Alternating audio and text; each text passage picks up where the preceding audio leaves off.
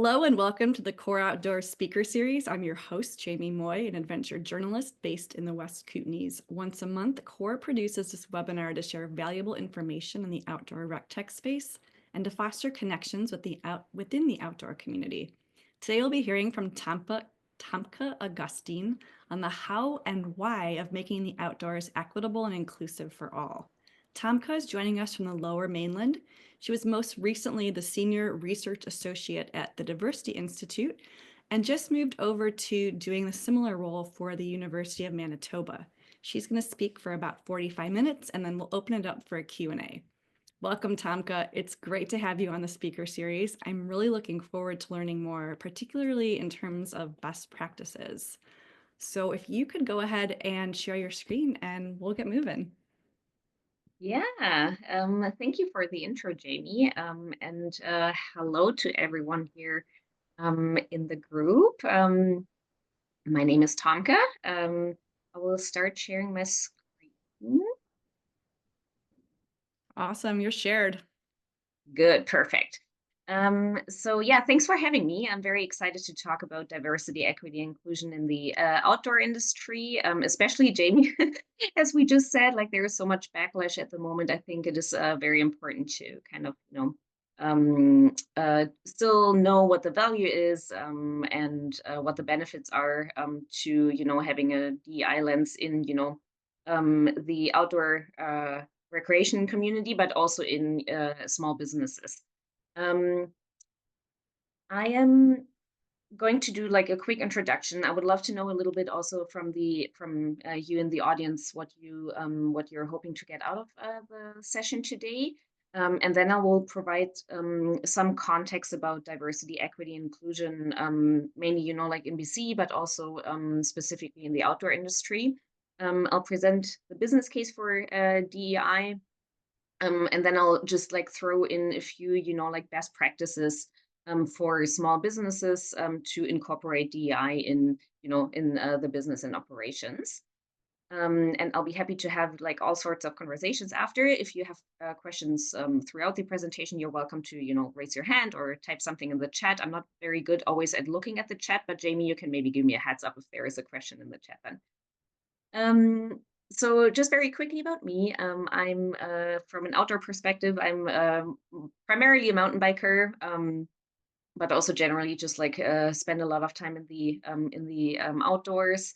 I came from Germany as an immigrant in 2017, and I'm now on the unceded territories of the Katzie and Kwantlen First Nations. I have a PhD in international management and studied cultural diversity there.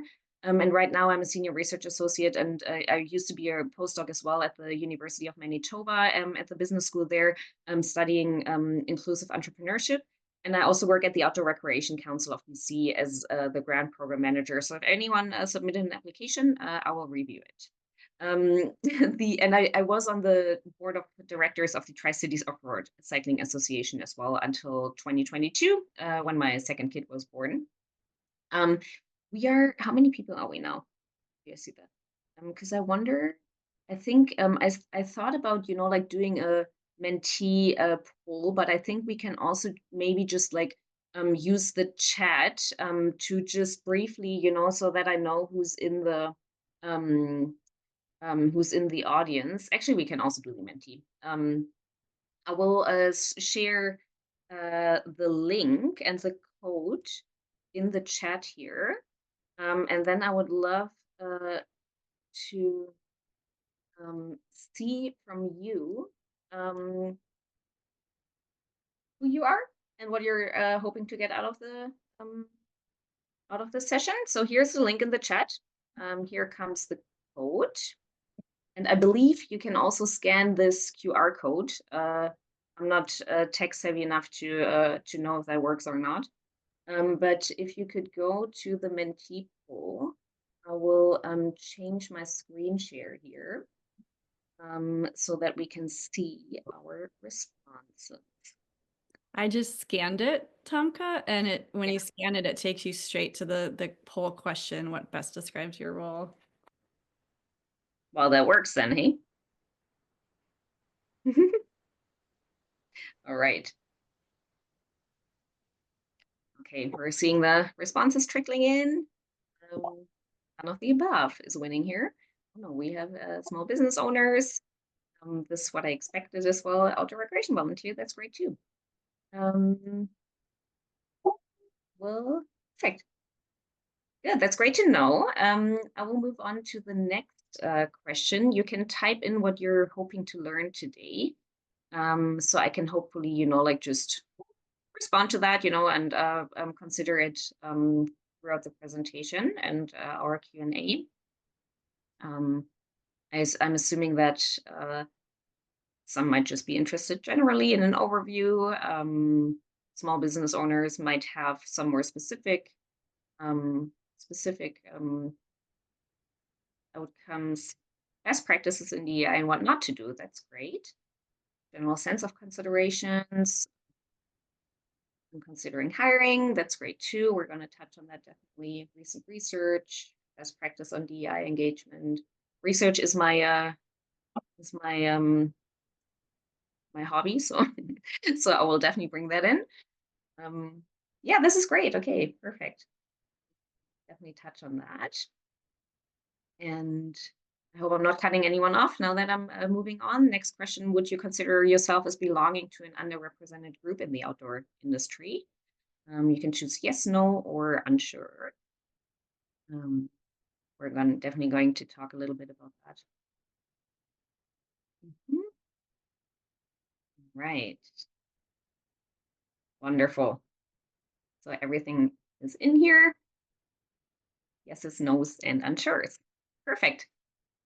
Awesome. Thank you. That helps me a little bit um, to know who's in the room and what we would like to discuss today. I will share my presentation again so we can move on. You should see that now. So the goal of this session is really to give you an understanding of what DEI means in the outdoor industry, some basic data of diversity, equity, and inclusion in BC, and specifically in the outdoors. Spoiler alert, there's not a ton of data in specifically in the outdoor industry. And then I would also like to just, give a little bit, like a few tools that people could implement in small businesses. I'm also happy to share a bit more about what we did at Torca at the Tri-Cities Off-Road Cycling Association, if that's of interest, like for the outdoor recreation volunteers among us. So to start off, I'm just going to start with, the terminology to set the stage. So we have diversity, equity, and inclusion, three different terms. There's a reason why it's three different terms, because they have very different meanings. Diversity is really about, the differences in the social identities and the resulting lived experiences and perspectives of people because of their race, ethnicity, place of origin, physical disability, mental disability, sex, gender identity or expression, sexual orientation, age, class, socioeconomic status, etc.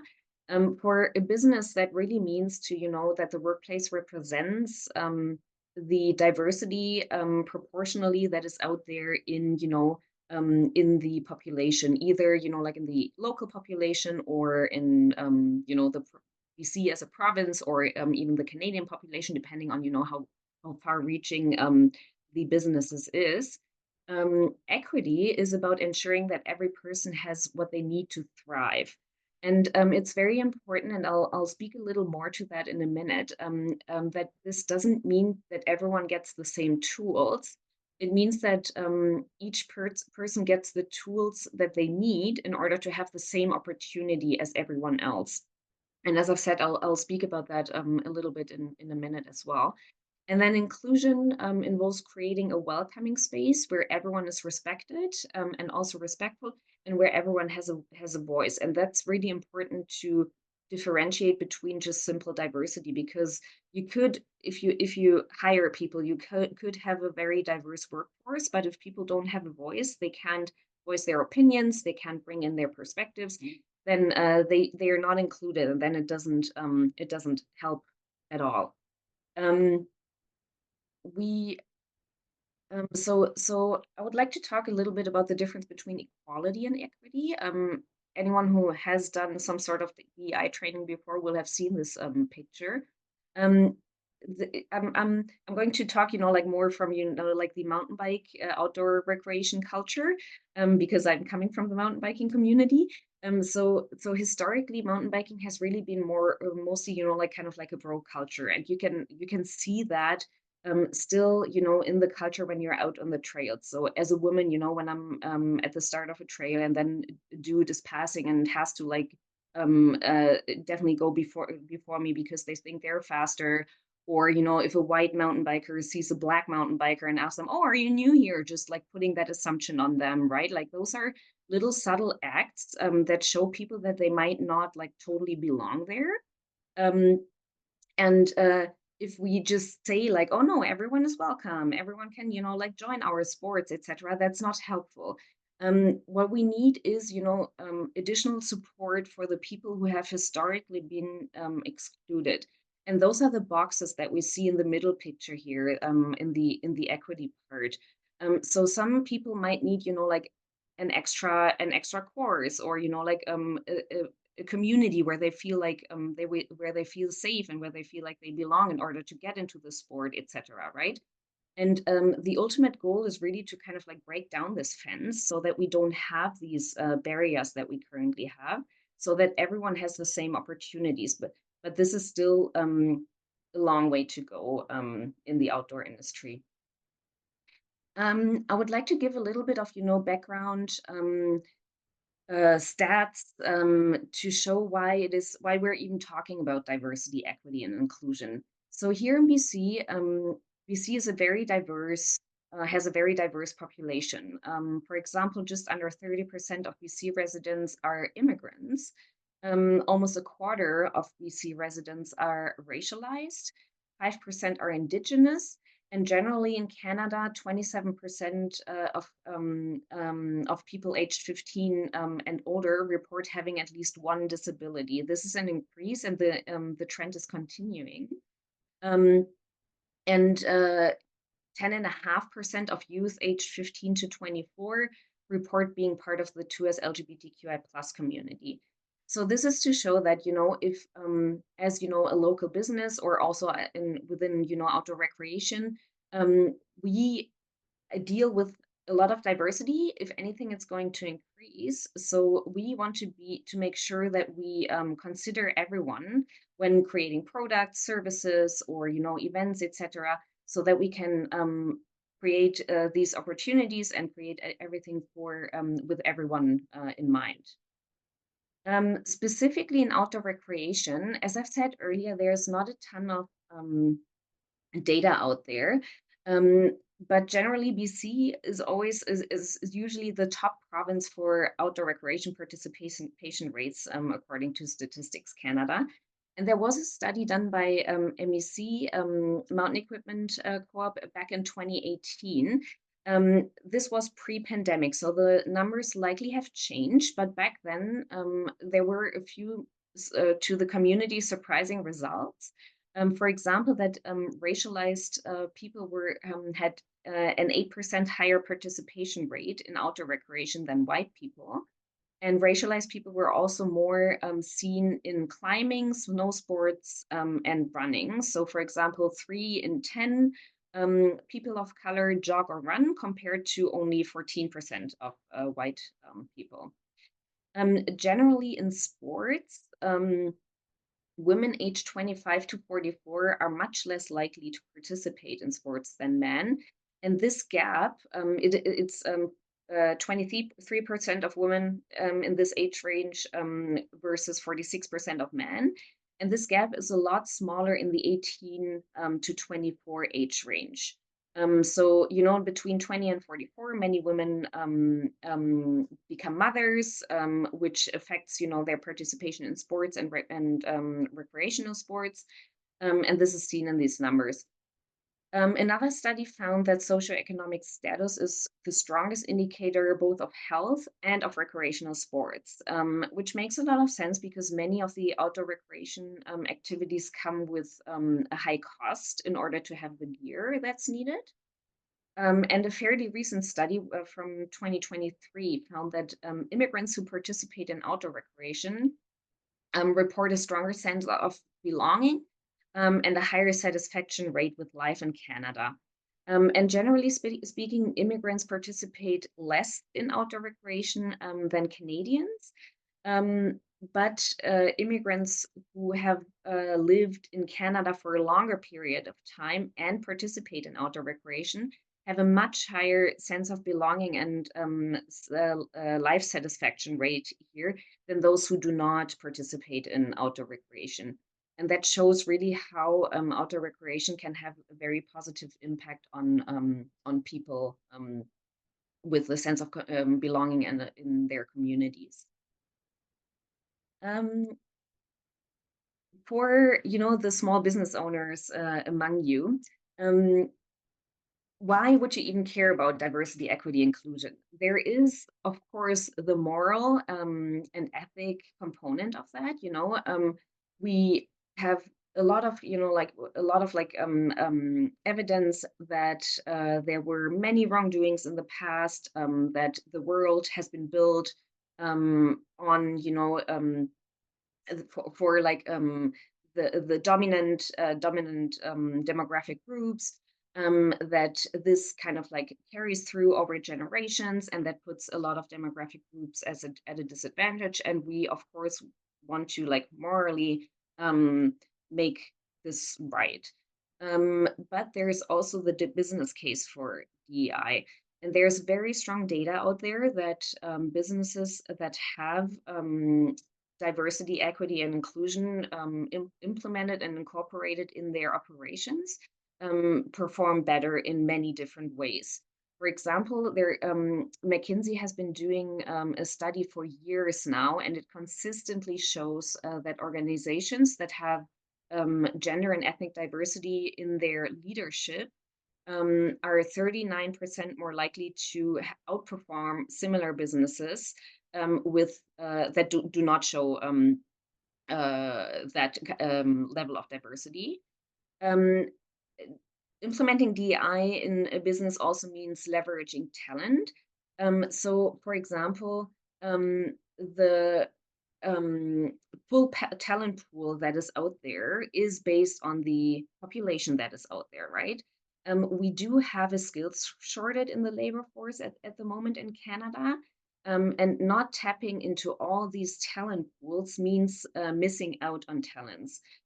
For example, immigrants are more likely to work in a position that needs less education than they actually have.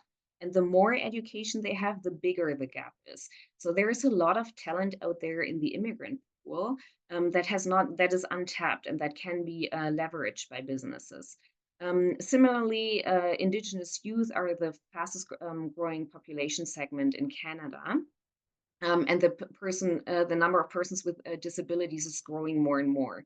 So not hiring these people means missing out on talent and like not meeting labor needs in the worst case. There's also a ton of data out there that shows that diverse organizations have better engagement and retention of their employees. Um, a diverse workforce also leads to increased innovation because multiple perspectives bring in more creativity in like product development, etc., in all kinds of business operations, leading to more innovation. And it also helps to align whatever product or service a business is doing with the consumer, because ultimately the consumer is in your market and your market is diverse. But it's also not only that it leads to a better alignment, it can also reduce harm. This is especially important, in the tech industry, also high tech now with AI, etc.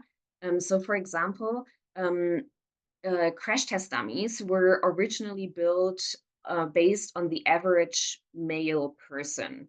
Um, and that has resulted in women being 47% more likely to get seriously injured and 17% more likely to die in car accidents because of that. And there was a big, a big movement a few years ago to change that, so that finally crash test dummies also have um, are based on the average woman.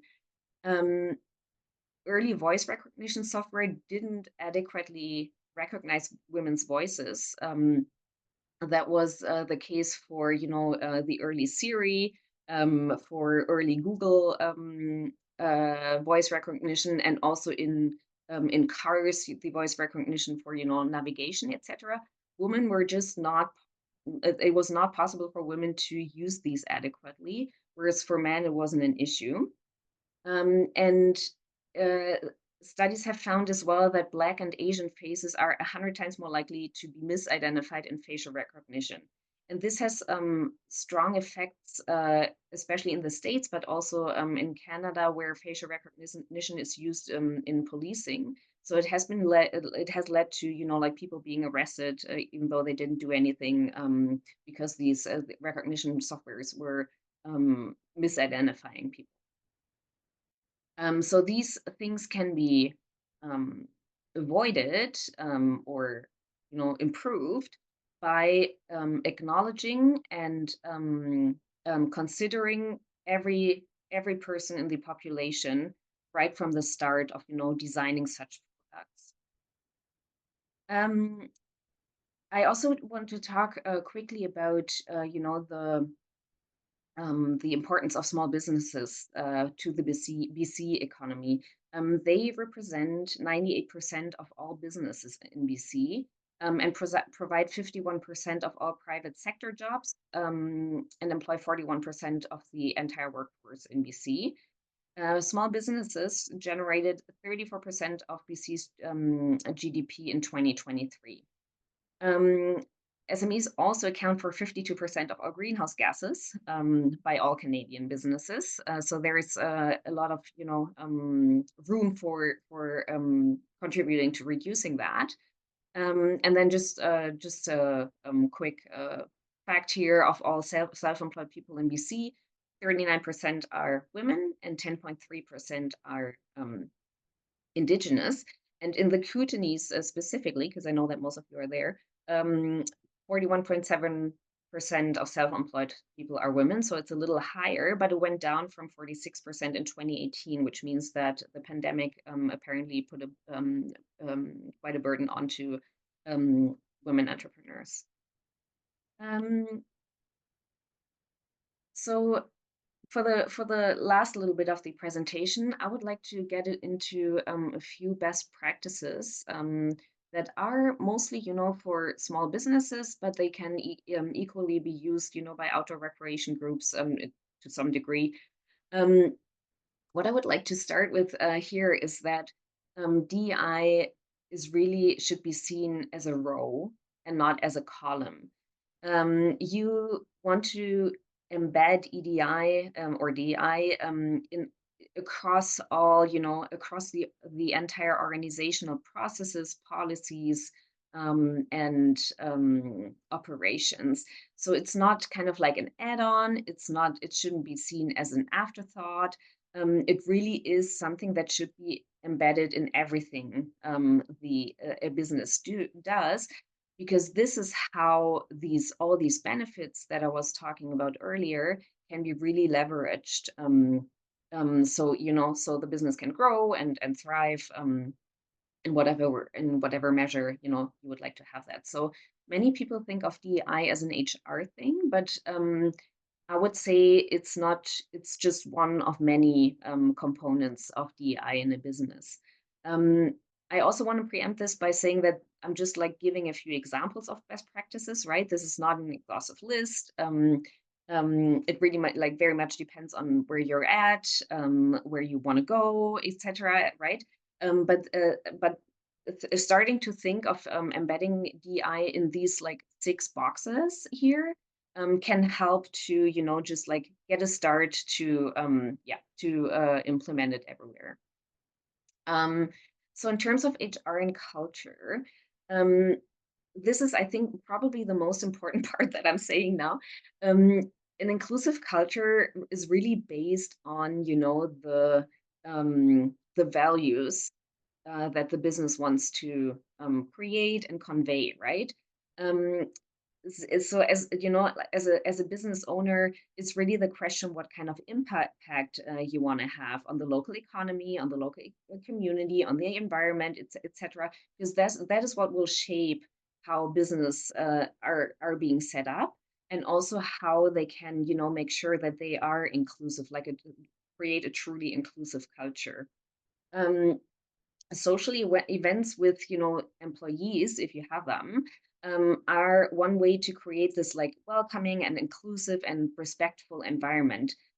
I think especially in the outdoor industry, going outdoors, or like doing some sort of outdoor social event with the employees, really needs to consider different levels, right? Different levels of ability, of comfort levels, etc. Other things that are always important to consider with these are the times of the day. So some people, have to care for a dependent, be it an elderly person or a child, so some times of the day are not simply not working. And then also food restrictions due to religious reasons, or simply personal reasons. Um, in recruitment and hiring, this is where, many people start to think about DI, which is very important. Um, Job ads can already convey, gendered notions, or kind of like a jargon that people cannot maybe relate to. So inclusive language is important. It starts with things like saying they instead of he or she, right? Not using expressions like guys, but using folks, things like that. And there are, for example, also free gender decoders online that help to kind of like identify terms in a job ad that might be more masculine, with alternatives that are more neutral or feminine. Which can be a great way to just like kind of like double check the language in job ads. And another best practice that is still recommended is to have structured interviews, to give everyone the same chance, to ask everyone the same questions, to make sure that not like like that not the like relating to someone who's very similar to oneself kind of like takes over the interview, and overshadows the facts and skills that are needed. And then in terms of policies, anti-discrimination, anti-harassment, and zero tolerance policies should be probably part of every business, as well as a code of conduct, so that people, if new employees join, and the employees that are there, know that there is a backbone to the treatment of others. In terms of customers, especially in product development, this is what I was saying earlier about the crash test dummies, etc. If diverse perspectives are being considered right from the start, it really helps to broaden the pool of potential customers. So any sort of R&D, market test, or market research, or validation, etc., should always really be be done with diverse participants to ensure that accessibility concerns are important right from the get-go as well. But also when it comes to things like accessing information about a business, so things like the website, is it accessible? Can people with visual disabilities read it, etc. There are also like a ton of resources out there, and I'm like, you can contact me afterwards as well if you want to have any specific ones that help to identify that these things are that help to like ensure that things are accessible. And it's really important to really know who the customers are, and who also the potential customers are. And there we come back to the population data in general, like who lives where you sell, right? Like who is there, and are they proportionally represented in the customer base or not? And I'll speak about um, collecting this data in a little bit. One thing that is often kind of like forgotten in like embedding DEI is the supply chain. So any sort of like procurement and supply processes. There is data out there, quite good data, that shows that if a business has a diverse supplier base, it increases competition and leads to better pricing. It increases innovation in products and services. It leads to more to access to more diverse markets, and with that also bigger markets. Um, these businesses usually report more flexible customization processes, and it increases local community impact. So looking at the supplier base and the supply chain can be one good lever to implement and embed DEI considerations in the business with great benefits. In terms of communications and marketing, this is something that I think has been recommended for a long time in terms of show like diverse representation in your marketing and in your in any kind of like photos and social media, etc. But I think what is the most important part of that is that it's genuine. So if you show like if businesses show like diverse photos, but then people go there and they see the exact opposite, then that can be more harmful rather than beneficial, because it's not genuine, right?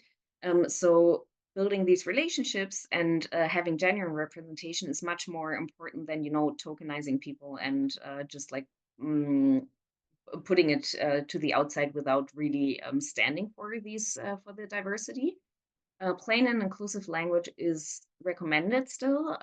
It helps people of all kinds of like abilities of with language barriers, different ages, etc., to be able to access the communications and understand what's being said. Storytelling and showcasing is a great way to kind of like celebrate, diverse, customers, diverse ambassadors, etc., and celebrate the stories of people who have historically been more excluded in the space. That again then gives younger people a role model, right? It gives other people kind of like the sense, oh, okay, I'm not the only one, etc. So storytelling and showcasing can be a great way for that. And then also just showing commitment in communications. There are some things that that can easily be done if like if you want to do them. Things like putting pronouns in the email signature, adding land acknowledgements to communications. These show the commitment to DEI as well, to customers or potential employees. When it comes to measurement and tracking, as I've said earlier, like you always want to see who is your market, what's the diverse composition there, and is that represented in your own business? So setting targets can be a good way to well ensure that you work toward that goal, and adding an EDI lens on and on KPIs as well. So just as an example, if you have communications KPIs, why not including this an inclusive storytelling component in there that you want to at least, I don't know, showcase at least these and this number of diverse customers or whatever. um, Equal pay is very important, so for those who have multiple employees, really doing like a serious honest audit and seeing if there are any pay gaps. And then what's always recommended is to have people self-identify whenever there's some sort of like survey, some sort of research with the market, having people self-identify and giving them the option that they can uh, like that they can choose not to respond is very important. Um, the same, what I also want to share from, when I was at Torque at the Tri-Cities Off-Road Cycling Association, we did a survey and we included demographic data in there, but we didn't do a great job of saying why we were doing it. So people want to know what their data is being used for. So we did that in hindsight then and said, we want to know who our members are and we want to know who we might be missing. And this is why we're collecting the data. Um, and then lastly, and I think this is also like one of the most important things, is building relationships. So partnering with organizations who may be run by people from underrepresented groups or who are advocating for people from historically excluded groups, etc., is a great way. But at the same time, this really needs to be genuine and also done in a way to offer partnership and to offer an invitation, but not imposing on people. Um, when we at Torca, we started a partnership with Color the Trails.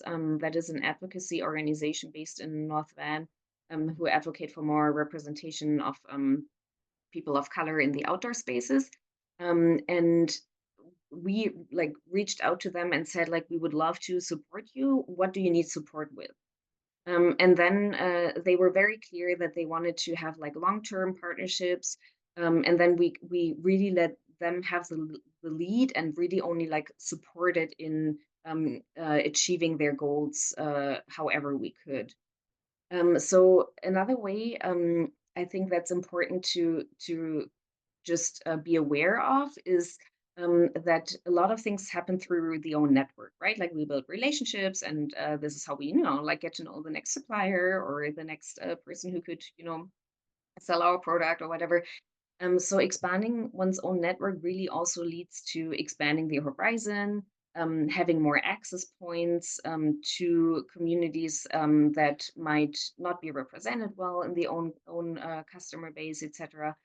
So doing this effort of like making sure to like go out on whatever community days and things like that to build the own network and expanding it into communities that we might not be that familiar with can be a great way to build these relationships and then go from there. To finish up, where to start?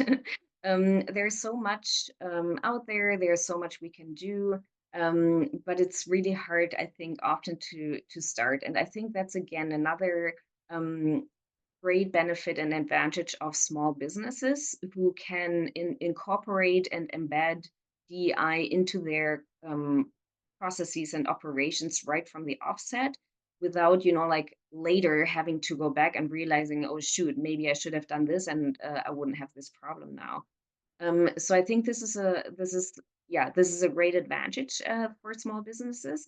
One thing that I often hear is the fear of failure, which is very valid, right? Like we don't want to say something wrong, we don't want to upset anybody, we don't want to, like have say anything that we might regret later.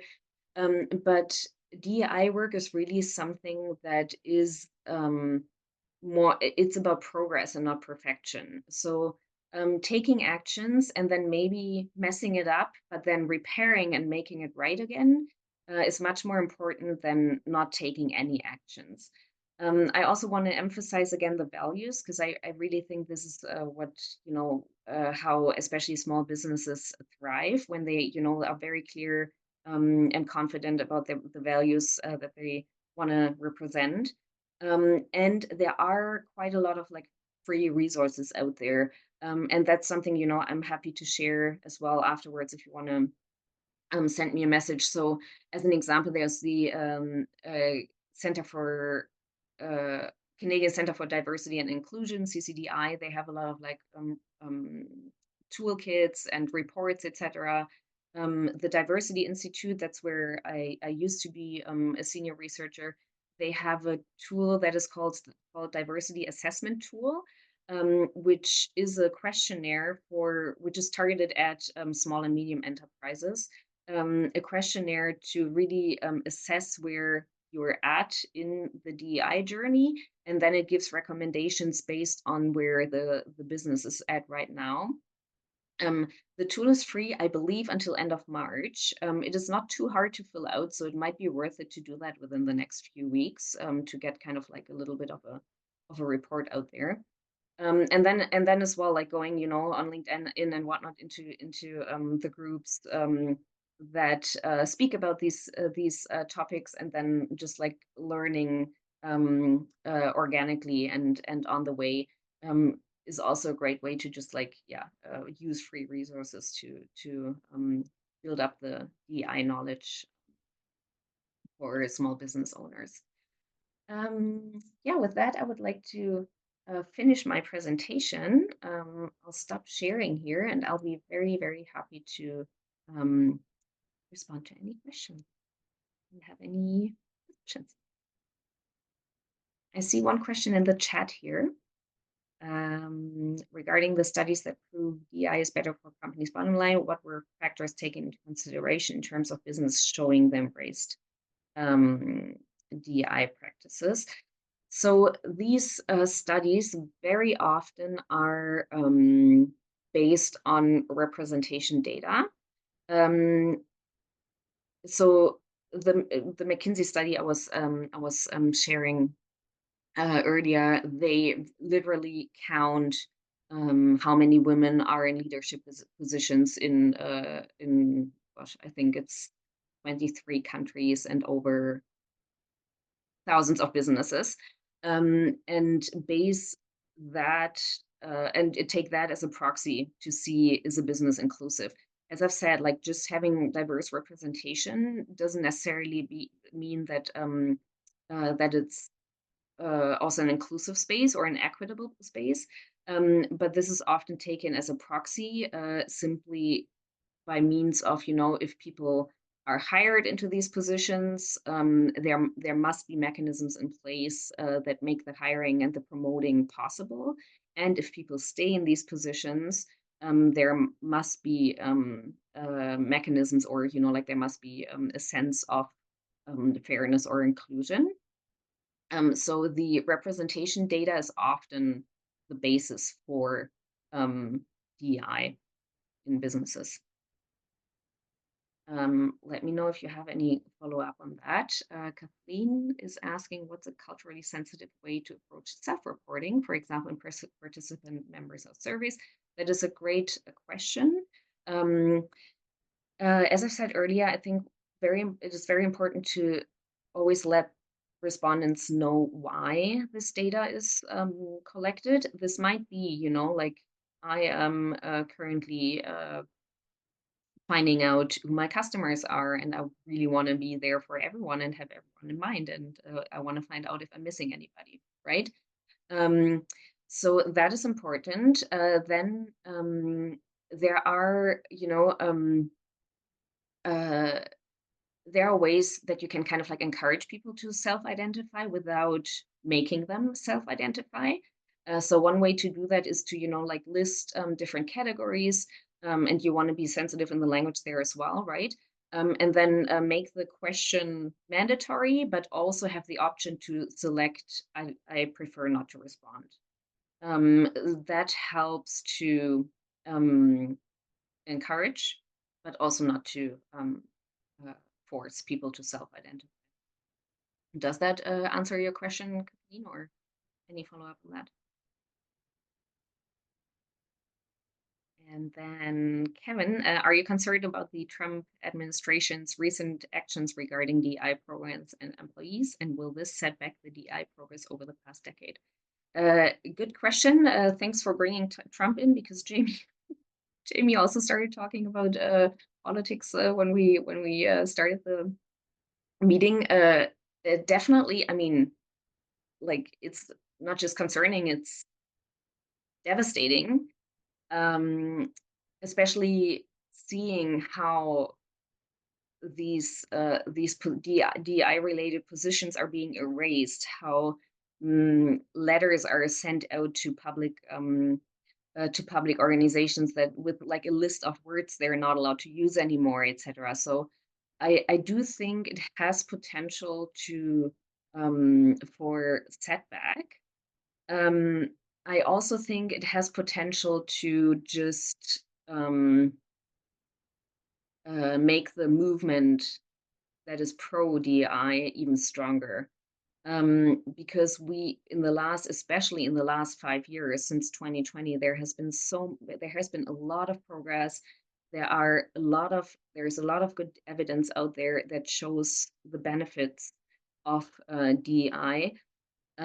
So we can see it like moving over to Canada as well slowly, right? I don't think that we're immune to that here. Um, but I think keeping talking about it, um, not taking a step back. So, like as an example, the University of Alberta changed their terminology from DEI to, I think, inclusion and belonging or something. Um, the problem with that is that it doesn't name the issue of structural and systemic barriers that are out there that have grown over centuries. Um, this is concerning, but it also triggered an outcry in like in media and in the community, which hopefully then like just lets people um, uh, yeah, just like remember how important it is and how important it is to keep fighting. Um, yeah. Any other questions here?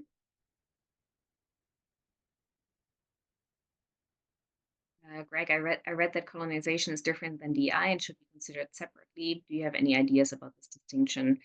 Um, yeah, um, I I agree that colonization and DI are different things. I wouldn't say they are entirely separate. I know many, or I know a few. I don't want to say many. I know a few indigenous DI advocates or indigenous reconciliation advocates that are very strongly pro, like keeping it all together. And if you fight for one, you also equally fight for the other. Um, I think, like the main difference that people mean by that is that colonization is something that was done to indigenous peoples of of a geographic area, in this case, like of North America. Whereas all kinds of other wrongdoings are based uh, on on treating people who all came here, etc., in a different way, and that the colonization is really like a land-based issue. Um, we are here on unceded territories. These belong to indigenous peoples, and this is like a fundamental and very essential way of organizing life here. Whereas, yeah, DEI that is targeted at other equity deserving groups goes more into, like the structures, the politics, organizational structures, etc., that are like housed here on these lands. Um, so yeah, I think many organizations separate it in a way that they want to have representatives of the equity deserving groups in these positions, and that indigenous relationship building um, is done differently than like relationship building with other equity deserving groups. But I personally don't see it like as entirely separate, because they can benefit from each other. Thank you so much, Tomka. You can unshare your screen and I'll just give a quick I'll wrap do up. that. Did I Yeah. not unshare? Sorry. Oh, no, you are unshared. Okay, okay, good. So And thank you, Tomka. So that completes our webinar for February. For March, we're going to hear from Michael Hoer with Export Navigator to learn about how tariffs and other geopolitical trends are impacting our industry. So more politics to come. He's going to be joined by a panel of core members, makers for this important discussion. So Justin Adams, Dan Durston, and Brent Ferkser. That date is March 25th. It's a Tuesday and at the usual time, 11:30 Pacific. All right, it's a wrap. I'm signing off and see you next month.